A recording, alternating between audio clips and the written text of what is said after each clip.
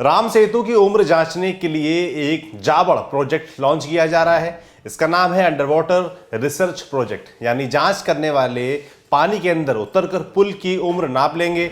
इस प्रोजेक्ट को अनुमति मिल गई है। इस अंडर वाटर रिसर्च का जिम्मा national institute of oceanography NIO के वैज्ञानिकों को सौंपा गया है। रिसर्च के लिए मंजूरी दी है भारतीय पुरातत्व सर्वेक्षण ASI के अंतर्गत आने वाले सेंट्रल एडवाइजरी बोर्ड ने। इस बारे में संस्कृति और पर्यटन मंत्री प्रहलाद पटेल का कहना है कि इस तरह की रिसर्च को मंजूरी देने का फैसला एक उच्च स्तरीय कमेटी ने किया है। कमेटी में तमाम एक्सपर्ट शामिल रहे और सभी पॉइंट्स पर ध्यान दिया गया। उन्होंने भरोसा दिलाया है कि रिसर्च के दौरान राम सेतु को किसी तरह का कोई नुकसान नहीं होगा। साथ ही ये भी ध्यान रखा जाएगा कि कोई इकोलॉजिकल दिक्कत भी ना पैदा हो। अब जानते हैं क्या है राम सेतु? सही में नहीं जानते हो? चलो आप दोस्तों इसलिए बता देते हैं। करीब 50 किलोमीटर लंबा पुल है। ये दूरी तमिलनाडु के रामेश्वरम से लेकर श्रीलंका के मन्नार तक की है। पौराणिक कथाओं के अनुसार इस पुल का निर्माण भगवान श्री राम की वानर सेना ने किया था, ताकि भगवान श्रीलंका जाकर माता सीता को रावण की कैद से आजाद करा सकें।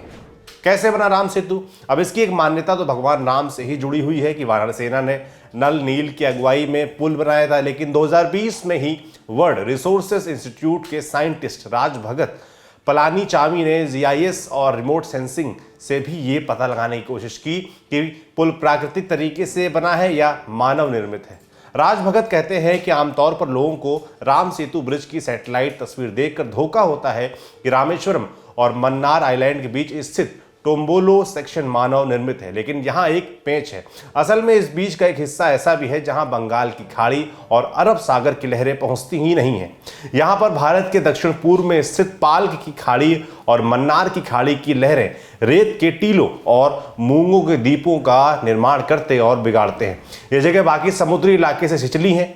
इस तरह के कई टीलों का जुड़ाव छिछला और ऊंचा किस्म का है, जो पुल जैसा प्रतीत होता है। माने एक लाइन में कहें तो राज भगत की ये स्टडी कह रही है कि ये सेतु प्राकृतिक भी हो सकता है। हालांकि उन्होंने ये भी जोड़ा था कि पाल्क खाड़ी और मन्नार की खाड़ी की लहरें यहाँ आपस में टकराती रहती हैं। अगर ये टकराव बंद हो और समुद्र का जलस्तर थोड़ा कम हो तो ये सेतु बेहतर तरीके से दिखाई देगा और तब इस तरह के रिसर्च का बेहतर निष्कर्ष निकल सकेगा। अब ये भी जान लो कि राम सेतु को वर्णन किन किन शास्त्रों में आया है।